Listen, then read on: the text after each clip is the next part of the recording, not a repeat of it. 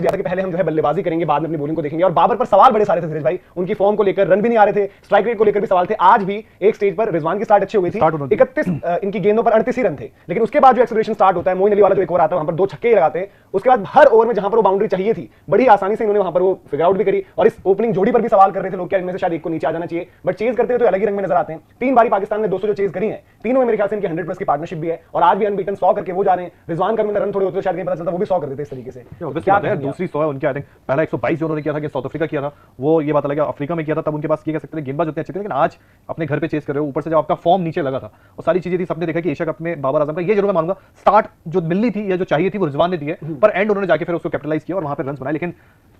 199 बनाया था इंग्लैंड, यार किसी नुकसान के सबसे बड़ी 10 विकेट यार, मतलब जीत 10 विकेट। एलेक्स हेल्स को एक चांस मिला था मेरे ख्याल से, डॉसन की गेंद पर वो एक चांस बना था सर्कल पर एलेक्स हेल्स पीछे आते हुए, मतलब आज की डे एंड एज में वो कैचेस आप पकड़ते हैं, वो हुआ था एक थोड़ा सा बीच में थोड़ा सा मिस स्टंपिंग वाला हुआ था, वो भी डिफिकल्ट दिखती, बट वो भी आपको करनी चाहिए। उसके अलावा ये भी नहीं था कि बहुत ज्यादा आज चांसेस बन गए, मौके बन गए, बहुत ज्यादा उस तरीके से चीज देखी, लेकिन इन दोनों ने अकेले दम पर ही जो है मैच पूरा का पूरा खत्म ही कर दिया। और बीच में ऐसा लगा कि आखिरी 5 ओवर तक भी जो रन और बॉल का फासला था उसमें लग रहा था कि एक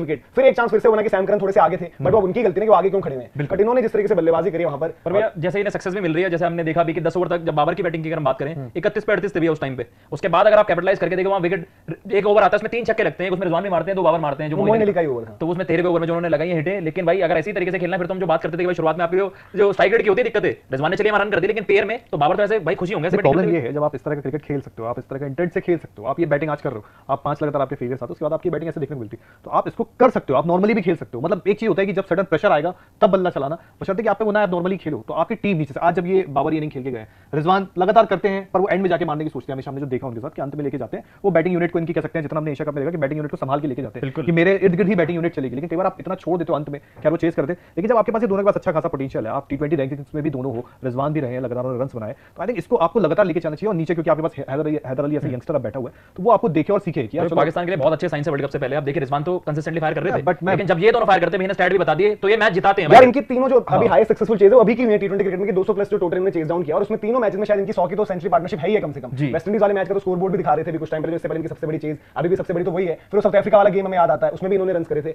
और यहां पर भी, और चेज करते हुए ठीक है आज भी जैसे 0 पर खत्म किया तो थोड़ा बहुत वो भी याद आ रहा था 152 फॉर 0, तो चेज करते हुए क्या वही चीज है, टेम्पलेट वाली बात जो एक टाइम पर इंडियन क्रिकेट को प्रॉब्लम हुई थी कि यार पहले बैटिंग करते हुए आप 150-60 सेटल डाउन हो जाते हो, बाद में बैटिंग करते हुए आपको अकॉर्डिंगली जो सिचुएशन वाइज खेलना है बड़ा बेटर आइडिया है। वो तो मतलब ये तो बड़ी मतलब ठीक है, अपनी बात चल रही है, जिस दिन आपको चैंपियन बनना होगा उस दिन आपको ये दोनों आना चाहिए, अगर पहले बैटिंग करते हैं। वही कह रहा हूं कि क्या एक वही वाला सोच, क्योंकि आज तो देखो आस्किंग रेट जो चाहिए था, आज शायद शुरुआत भी, और आई थिंक पिछले मैच में दिखा थी स्क्वायर कट से उनकी शुरुआत होती है रिजवान की भी। अब ये भी नहीं कि बिल्कुल ही बाहर बॉल दोगे तो बल्ला ही नहीं चला सकते उस पर, उन्होंने उस पर मारा। पिछली प्रेस कॉन्फ्रेंस में जिस तरीके से सवाल भी हुए थे तो रिजवान ने बड़े इजीली एड्रेस भी कर दिया कि भाई अगर मैं बाहर की बॉल जो आउटसाइड ऑफ में उसको फेंक सकता हूं, मिड विकेट फाइन लेग इस तरफ मार सकता हूं तो अलग चीज है, बट मैं उधर भी स्कोर कर दूंगा, और वहां भी स्कोर किया। अब इस इनिंग से मैं बोलूंगा सबसे बड़ा प्रेशर इंडिया पे आ गया यार, ये तो चीज है, क्योंकि यार पहला मैच ये भी हारे, पहला मैच हम भी हारे, ठीक है, एक नॉर्मली था पहला मैच जब हम जहां पे कैच हमारा अक्षर पटेल से छूटा, इनके शान मसूद ने छोड़ा था, तो ये भी मैच हारे थे वो भी। अब कल इंडिया भी बैटिंग करेगा, इंडिया पे भी सबसे बड़ा प्रेशर, जैसे ठीक है केएल राहुल की बात होती है, बाबर आजम की बात होती है कि दोनों के पास वो है कि स्ट्राइक रेट और अपने रन क्या बनाते हैं, क्या कुछ चीजें, लेकिन आज भी वो वही तरीका था ना, 31 पर 38 नॉट आउट, फिर आप फिनिश जिस तरीके से कर रहे हो। लेकिन फिर यही है कि जिस प्रेशर में बाबर आजम थे कि उनके रन तो है ही नहीं बिल्कुल, पिछले 5-6 मैचेस में आप देखोगे रन नहीं है। पिछला मैच आप घर पर इंग्लैंड की जो हम ये बात करेंगे कि पूरी टीम नहीं है, उससे हार भी गए,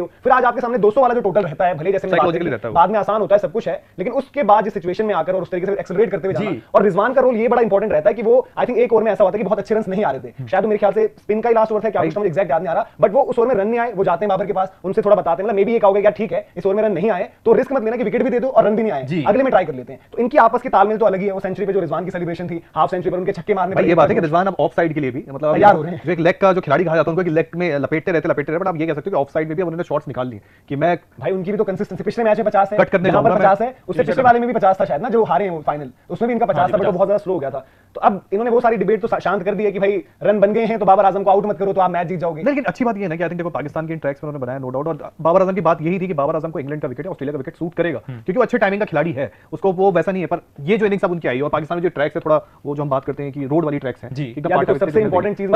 रन्स प्लस जो सिचुएशन मतलब जिस तरीके से बैटिंग कर रहे थे, बहुत ज्यादा पीछे थे वो, रिजवान से इतना पीछे चल रहे थे, फिर आपके आखिर में आके मतलब रिजवान को फिर वो मैच कर देना वहां से और फिर उससे निकल भाई मैच जिता दिया। 10 विकेट लेकिन बड़ी बात होती है, 10 विकेट मतलब 200 रन वाली कुछ भी कहो, मतलब 10 विकेट ठीक है। इंग्लैंड की बॉलिंग में आप पूछोगे बट भाई सैम करन इनके वर्ल्ड कप खेलने वाले, मेरे को ये था, मुझे याद है पिटाई नहीं हुई है सैम करन और इनके डॉसन की पिटाई नहीं करी भाई, मुझे अच्छे से याद है 122 जब भाई पिछले मैच में तो वही है ना जिनकी आप तारीफ कर रहे थे, जिनको आज पता ही नहीं चला फिर वाइड नहीं डल रही थी, वही बोल रहे हैं ना जो प्लेयर ऑफ द मैच लेकर गए थे, आज तो वही चीज मुझे ये बड़ी बात है। आई थिंक जो 122 जब बाबर आजम ने बनाए थे वो भी चीज करते हुए वहां पे जो बॉलर थे ब्यूरन हेनरिक्स, लिजार्ड विलियम्स, मतलब वहां पे ऐसा कोई रिकॉग्नाइज आपका बॉलर नहीं दिख रहा था कि एक लंबा आपको कोई बॉलर ऐसा नहीं। पर आज कहीं ना कहीं आप आदिल रशीद है, मोइन अली डाल रहे हैं। मोइन अली ने पिछले में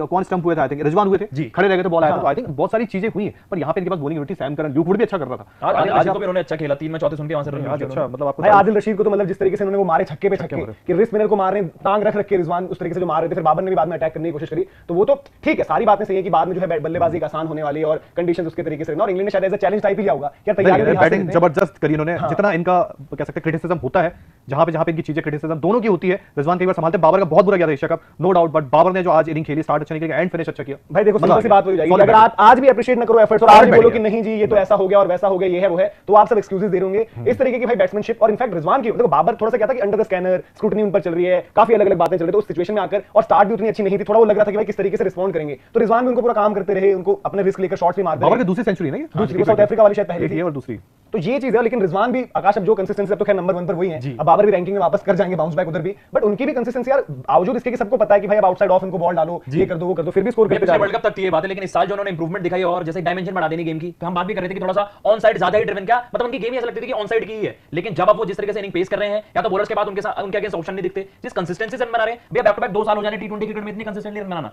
तो वो अलग लेवल पे बताता है कि भाई ये खिलाड़ी किस लेवल का प्लेयर बनता जा रहा है।